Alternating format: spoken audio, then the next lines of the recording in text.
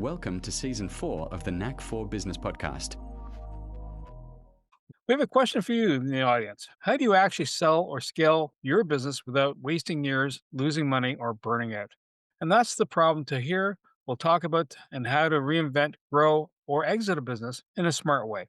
He'll share his journey from humble beginnings through setbacks to launching sellanybiz.com, an AI powered platform that connects buyers and sellers. So, our guest today is Tahir Kashif from Sell Any Biz. Tahir is the CEO of Selling. I'm going to kind of reverbalize that. Tahir is the CEO of Sell Any Biz and founder of IFSG Group, with ventures spanning the UAE and beyond.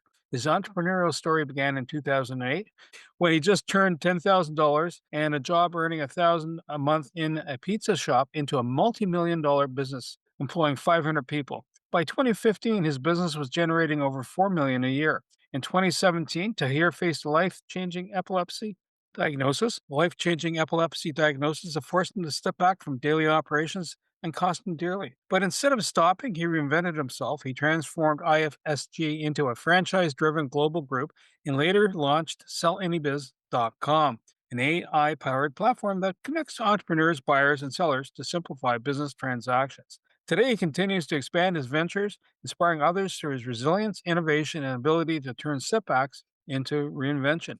Tahir, absolute pleasure having you here, sir. Welcome. Do you have any? Do you have a favorite quote or saying, sir? Thank you, Bernie. Thank you for having me. And I can say that I'm absolutely honored for me to have you here with you and Wayne, your podcast. And I must say that you guys are doing a fantastic job.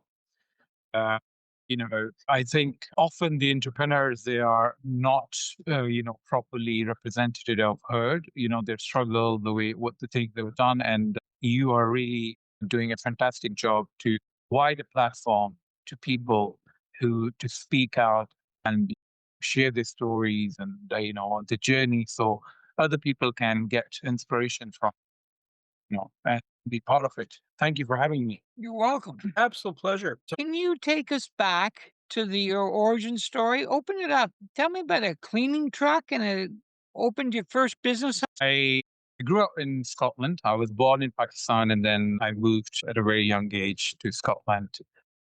And I lived there for a few years and, and for, let's say something happened and then I had to travel to Dubai. And I was here in a holiday and just had no plan to stay. And then one day, so basically the Dubai was growing that time. So I moved to Dubai in 2008. 2008, people who know about Dubai or, Dubai, that was the time when Dubai was booming, pre financial crisis, before the financial crisis hit the market. So Dubai was booming, real estate was fantastic. So I came here from a very quiet, sleepy town from Scotland. In middle of Scotland, 1,500 people, full of snow, cold. Then when I arrived, it was I was 19, 20 that time. When I arrived at the airport, the city was, buzzing. There were like people, everybody was making money, and there was a lot of activity. And I was like, this is the place I want to be. That's the place I want to, live. And I've been an entrepreneur from a very young age. So I set up an account on Alibaba.com back in 2003 when I was only 15, try to sell leather products, I just opened an account called Cash Import and Export. That's my last name. And then I tried to, contact all the sellers in China and ask them the prices and then find people in UK and see if there's a margin to be made.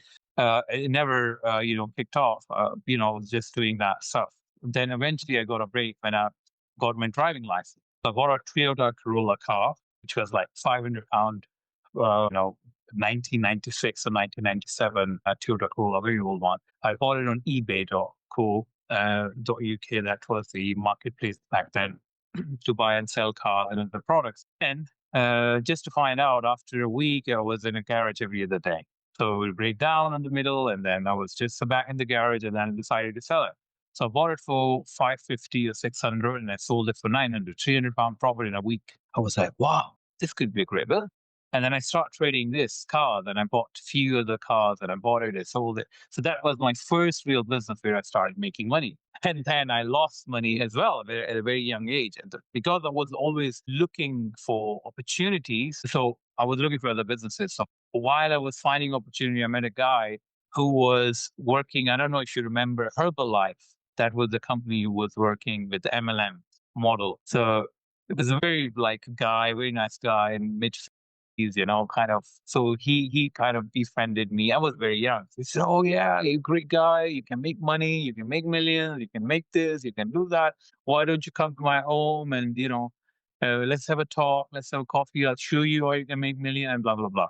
All right. So I met him. Very impressed. Very nice talker. Good salesperson. He said, "Okay, look, if you buy this kit for £1,500 or something, you will become a part of that network. And then if you recruit more people, you'll make money and this and that." On paper, he said it's possible that you make £10,000 a month from a year from now. Wow, it's fantastic. So the only saving I had, £1,500 from selling cars, I gave it to him. In return, he gave me a bag full of, those products from Herbalife, the product lose weight and stuff like that. And then I took back home. I tried to recruit people and sell them, but nobody bought from me because I was not a great salesperson back then. So anyway, I lost that 1,500 pretty quickly. I realized that I was, I was screwed. I was conned basically. That 1,500 is gone. So during that journey, while I was trying to figure out doing different things and here and there, I did only one job in my life. I was only employed once, and that job changed my life later on. That was in 2005 while I was just selling cars, become a part or sale rep for Herbalife. So, and I loved driving. So I wanted to do a job where I could drive. One day there was a small corner shop, a grocery shop around the corner where I was living. I was walking past one day and I saw an ad. So there was a window where people used to put ads, if somebody wants to sell anything or so there's an ad. Cleaning staff required. That was in 2005. So cleaning staff required with the driving license. That's the kind of job I'm looking for. I called the lady. She answered. She said, "Hey, yeah, I'm looking for a cleaning staff. Where do you live?" I said, "I live in this street. My office is just opposite." Great. So there was a small building, and there were like 3, 4 offices in that building, and she had an office which is literally across the road from me. I said, "Oh, I live there, just across the road." I said, "Okay, why don't you come down for an interview tomorrow?" And 9 o'clock. I said, "Okay, fine, I'll be there." Day 9 a.m. I was there, and she was the only one in the office, very tiny office, and she was the only one. She said, "I'm the business owner. I just started a business, a cleaning business, and I bought a franchise for a cleaning franchise from London. My Home PLC, that was the name of the franchise. I don't know if they're still in business. And yeah, you'd be my first employee. Would you like to work with me?" I said, "Wow, that's great. Yeah, I would love to." So she hired me. It was winter, the coldest winter I think on record Scotland had. Like we had so much snow in that winter. I remember the only thing I remember. So she hired me. She said, "Okay, now next week you're gonna start a job. The people are gonna come down from London. They're gonna train us." I said, "Okay, fine." The next week, the people from London they came over. They started training me and her. So I had an opportunity to get training like a business owner, like how to start a business. So me and her had the same level of knowledge. So she was from an accounting background. She was an accountant in a company. She left her job because she had babies. So she wanted to do something which she can do, from home or whatever, because she wanted to spend more time with her kids. I was 18 years old who wanted to drive more. Yeah. So we wanted to get his, hands on a week. So then 1 week of training, they taught us how to do cleaning, what the color coded system is, which colors I'm going to use in the living area, which bathroom, blah, blah, how to market a business, how to do this, how to do accounting, how to do this. So the 1 week program, they train us everything about how to start a cleaning company. That's it. Then the next week, following week, we started going training. So on my boss friends' places, like she would ask a friend, "Okay, hey, I started a cleaning company. Can I come to your house and clean it for free?" And then we can. So for a couple of days, we practiced on our place, and then we visited a few. And then by side, what the company has taught us, they've given us 50,000 leaflets, 50,000 brochures, printed brochures that you need to go in the morning, go to do leafleting, and in the afternoon, you go and get yourself trained somewhere at friend's place or your place. So we started doing that early morning. I would wake up 8 o'clock. She would pick me up from the office. 8:30 we're out. It was winter, it was snow, and we used to go door to door and start, leaflets, dropping leaflets. After a few days, phone started ringing, so we started having a pop. And then the first week we did leaflets and training in the evening, and then the next week we already have an appointment. Old people who were living in the area, they wanted to have a sofa clean, they wanted to have their oven cleaning and stuff like that. Okay, business started coming. Great. Within 4 weeks, we were like having at least 1 or 2 appointments a day. I would drive a car. She would sit next to me. We would go places, we'd clean, we'd come back. And then after 5th week, she hired another employee with me. So she would stay back in the office, taking calls, making invoices and stuff. Me and her would go, we'd clean, come back. After 3 months, she hired another employee. So I stayed only 4 months, and then I kind of got bored. So I drove enough and said, okay, fuck it. I don't want to do this job anymore. I'm just leaving. So that was the 4 months. So that was in 2005. So 2008, September, October, I happened to, be in Dubai. And that's the one day I was just thinking about it. It was going back of my mind. Oh, this city is really great. I want to do something here. And yeah, so initially I thought I would open a pizza shop.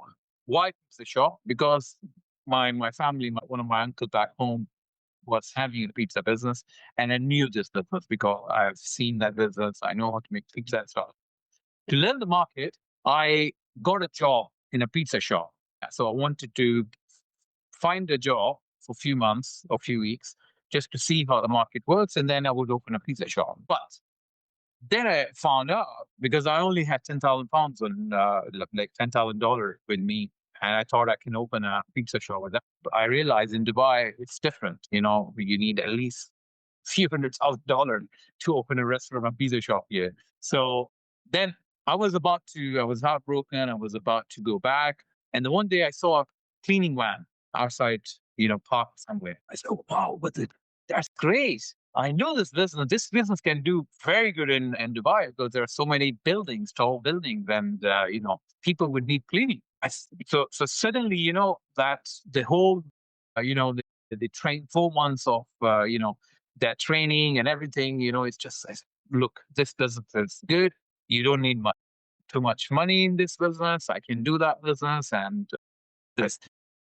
So that's how I got into the cleaning business. And I went to the driver and I asked him, okay, what's that business? He said, oh, yeah, it's very good. We're very busy. And then I got in touch with the owner of that company. And then I later on, I acquired that company, by the way, after 5 years.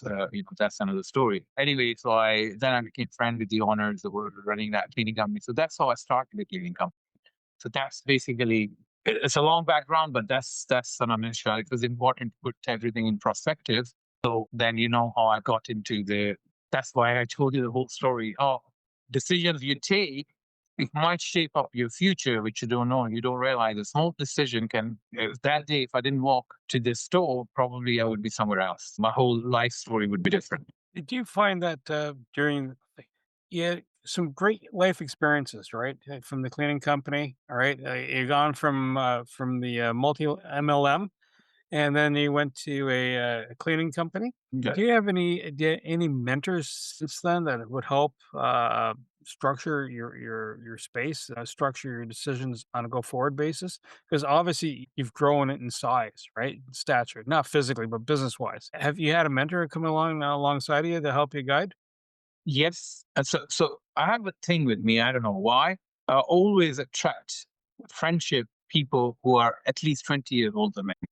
So I don't know why. Still, my friends are in mid 50s and 60s. I've always had friends. So when I was 20, my friends were like 35, 40, 45. So I've been blessed with friends, very good friends, who has more life experience than me. I would say I had mentorship through friends who were in business and they were older than me. So they used to guide me, help me. We used to talk and stuff, but not really. I paid someone for business coaching and stuff. And apart from that, I always love to learn. I try to read as much as possible, stay on updated on latest trends and what's going on and stuff like that. I call myself student of life. I learn from life experience, and plus I always had great friends who would teach me a thing or two. So you got this idea and you're working hard and you're excited and it's going well, maybe even better than you imagined. And then all of a sudden something happened. Maybe it was caused by you, maybe it was caused by a partner, maybe it was caused by life. But you had this setback that seemed like it's going to change everything. Maybe I'm out of business. What do I do now? Walk me through that. Okay, the setback when I had an epilepsy. Sure. Oh, you straight jumped into 10 years. So you missed the middle part. That was the most exciting part. You straight away in an egg that you didn't ask me how did I reach that point where I had to just and how did I get all this stress? I got that seizure at the age of 31 out of the blue, no family history. I mean, even when I met the doctor, he was like, "Oh, how much stress you are? What do you do? How many hours you sleep?" And yeah, anyway, that was a huge setback. So yeah, so I started a company, business was good. The financial crisis happened. The day I registered my company, the next day the Lehman you know, news came out, and I was like, "What is this?" So I spent all my money on the licensing and everything, and then the financial crisis came. What's going to happen to me? I had nothing on me. Luckily, that was also very good for other stuff. So this is another lesson for someone who wanted to start a business. When market is down, means it's a good opportunity for new business to come in because cost of doing business becomes lower, and the bigger companies goes out of business or get busted or they're too busy restructuring their business or things mean there are more opportunities for that's exactly what I had in 2009. I was a great year for me. 2010 was even better. 2011, that's when I started in doing acquisitions. So I did my first acquisition in 2011, the same company which I helped me to set up. I acquired them. Then in 2012, I did another acquisition. 2013, I did another one. 2015, I did another one. I did 5 acquisitions. And in result, my company, which I started with 2 cleaners, by 2016, we were of companies with cleaning, security, soft maintenance, HVAC, other stuff with 500 employees on the payroll. It was a great booming business. But I was super stressed. It was a manpower intensive business. It was growing month by month, 10%, 100% a year. Every year I was acquiring companies. I was structuring. I was taking debts. I was always on the. And that's when, because I was overstressed, I had seizure. That's what I believe it was. I was driving on a very busy highway in Dubai where, there are 6 lanes, busy, and I just had seizure and I just passed out. And then the next thing I will remember, I was in a hospital. So not dead is itself is a miracle. So thankfully, I was driving a very nice car, Range Rover. The day I realized how safe it was, and nothing happened to me. I survived that. I had a very bad accident. It's completely changed my life because, that's when I got an opportunity to reflect back 10 years of my life, what I was doing. And then I realized life is too short. I mean, you can die any minute. That's the day when I actually realized that we have to die one day. Before that, I was like, oh, no, I'm not going to die. Everybody else will. I would be alive forever. I was in that state of mind. I'm going to do this. I'm going to do this. So that made me humble to that incident. So that's the first thing. Secondly, I took some time off, was not well. I started having regular seizures thereafter. Every 3 weeks, every 2 weeks, I would go back. So basically, I lost my motivation for my work. And in result, my business started going down and, went under debt also at some point. But luckily, when I got better after 6 months, a year, I recovered. My health was improving. I stopped having seizures. I got off of the thing. And then I said, okay, I want to exit that business and I want to do something else. And I want to get into tech maybe or something else. But at first, I will exit. So then I exited that business. I sold it. And by 2019, I was out from that business. 2018, I agreed a deal. 2019, I sold. And then I got into, yeah. answering your question, coming out of that downside at a rate of time, where you are responsible of, 500 people and a business you built it over 10, 11 years of working 16, 15 hours a day, and you see that it's crumbling, and the results, you have nothing and you have to start from zero. It's a scary thought. I mean, even thinking about it, if you, because you get like, yeah, it was a tough journey. Kudos to you, sir, for coming out of it, coming out the other side of the mountain from that, and getting back on your feet. You're good at selling and buying businesses. And a lot of people like to know how. Are you a man that works the phones? Did you send out 1,000 emails? Did you join networking groups? What were your tools? What was in your toolbox? Two was the networking, basically. I've been always good in networking. So, I mean, when I was acquiring businesses, I acquired businesses from my existing suppliers, like contractors. I was hiring for some of my projects. So I acquired them. All 5 companies, they were my subcontract, you know. So I used to hire them for some project when we are short of people. So we used to basically get people from them to support us. So I acquired them later on. Basically, they were competitors, smaller competitors. So I acquired my competitors. When I sold it to one of my bigger customers. Sold it to a competitor because I was doing networking in the industry that helped me to buy businesses and exit as well. So networking is the key. To answer your question in short. We hear a lot about that people are interested in that I think is misunderstood is scaling. Tell me about your scaling process. I know a lot of people that buy the second restaurant and then go bankrupt. How did you 10x it? Well, it's a good question. The first question you got to ask yourself that the business you are into, you're passionate or not. If you like that business or not. If you believe that on that business or not. And if you enjoy, that's the most. The answer is no. If you check all the boxes, then you can scale any business, either as restaurant or whatever business. There's a business model and there's a margin that it makes economic sense. You can scale it. But the first thing is, if you believe on that business so much that you're willing to give you 100%, the first question, anybody, and not everybody is an entrepreneur. Not everybody can be successful.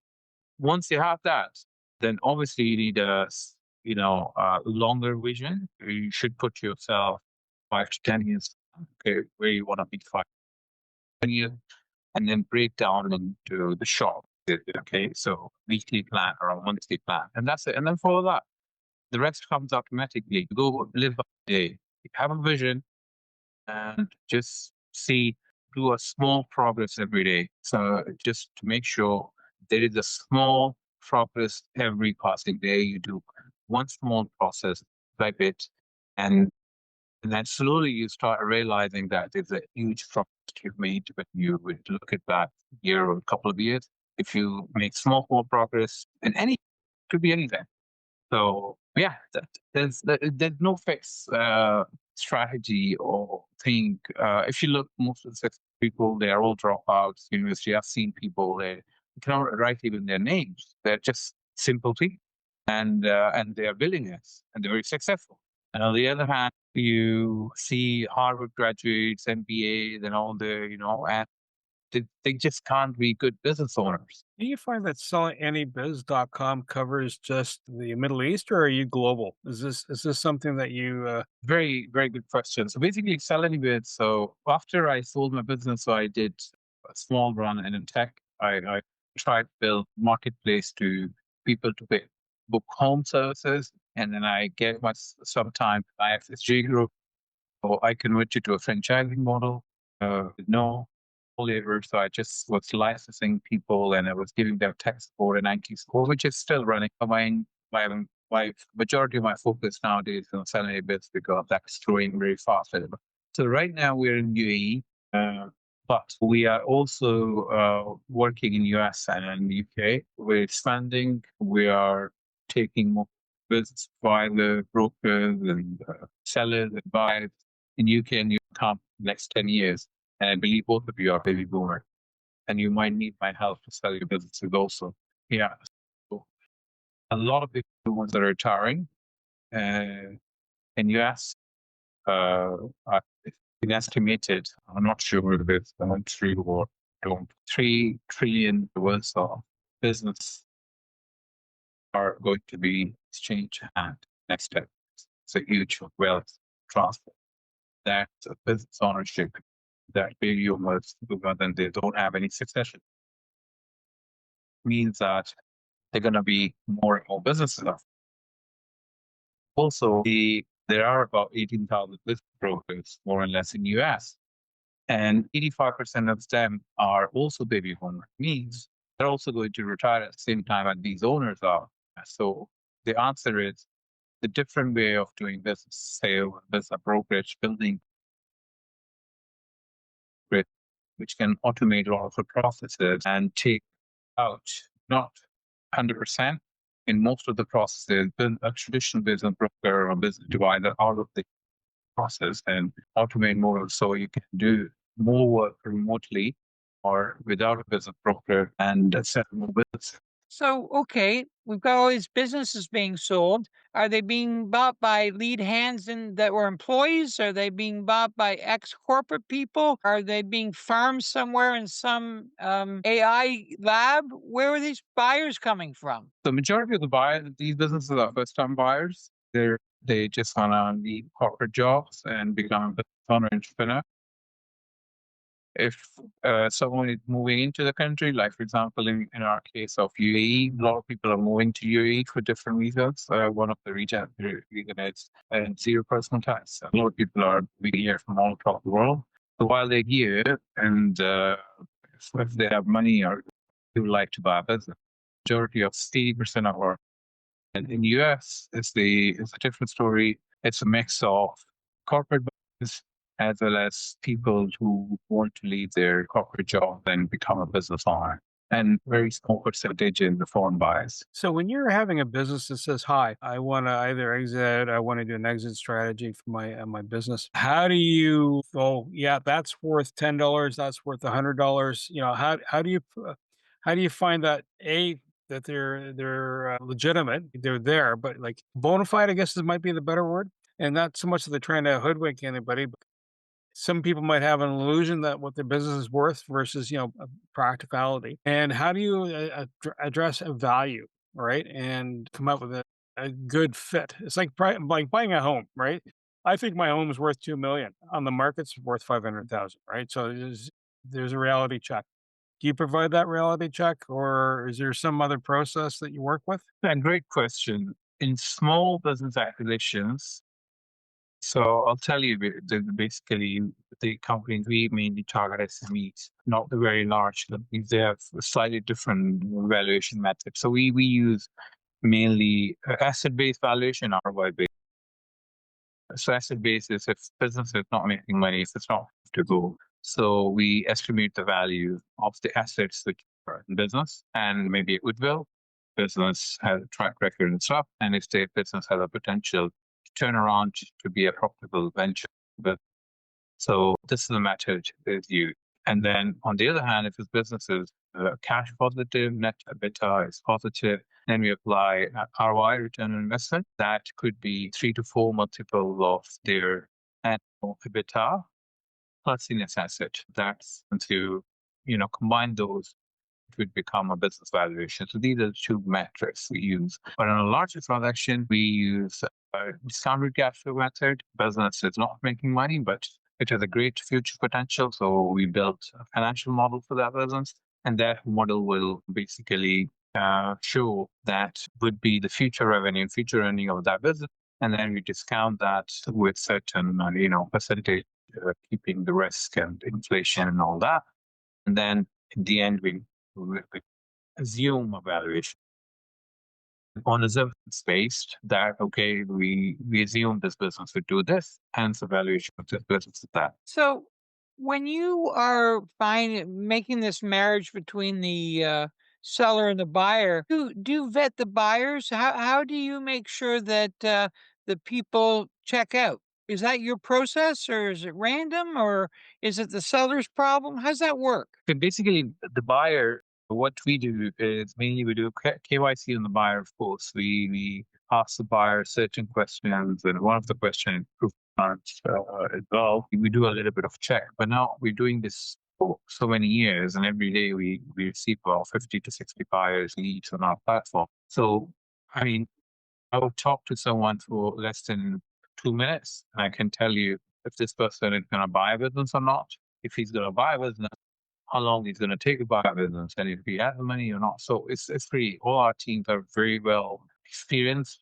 So with the experience, meeting with so many people every day, we have about 50 meetings across our teams, all our teams. Yes, we do KYC as well as we are experienced enough to understand buyer's motivated the buyer to acquire it. How do you pick a side? Good question. So we don't pick a side. We just try to be fair. I mean, I would say when the good deal for me as a broker, the advisor, when neither party is happy, and the buyer thinks I overpaid for the business, and seller think that I could have get. If either one side is happy, means it's not a good deal for the other side. Always make sure that both of them are not a good deal. I don't have to pick a side. Do you find that sometimes people will come to you and say, listen, I'm not looking to sell just yet, but what do I need to do to make myself right? So I look optimal, a year to 2 years from now, or maybe in 5 years. Do they come to you and ask for that advice and that guidance? Yes, people they do ask. I've been asked this question a number of times. Very not as much as it should be. It should be because business owners they don't plan their exit. Majority of the business owner they exit like I did, unplanned. If I had planned my business exit, I could have get 5 times more what I got because I just exited because I had a personal situation. Percent of the business owner they exit and then they don't plan their exit for one reason or another, not because they are plan or they know, but they just wanna. Yeah. So people who plan their exit who are smart enough to plan, yes, they come, they ask, we advise, then they exit. And I recently helped a client. They want to sell a few restaurants. They came to me and said, okay, we're gonna sell it. So what, one?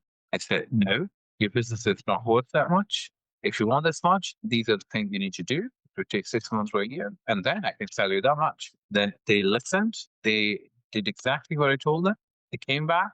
It was double the valuation they were expecting, and they spent very little money, to uplift that value. They did exactly, and after 1 year, we sold on that value, which I told them that we can sell if you do certain things, and it's fantastic. So if all business owners do this, they can get more value. They can certainly get a buyer, and yeah. So not everybody, not everyone wants to spend money on things because everything comes from cost, right?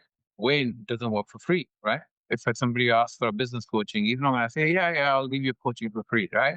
He's going to charge money for it.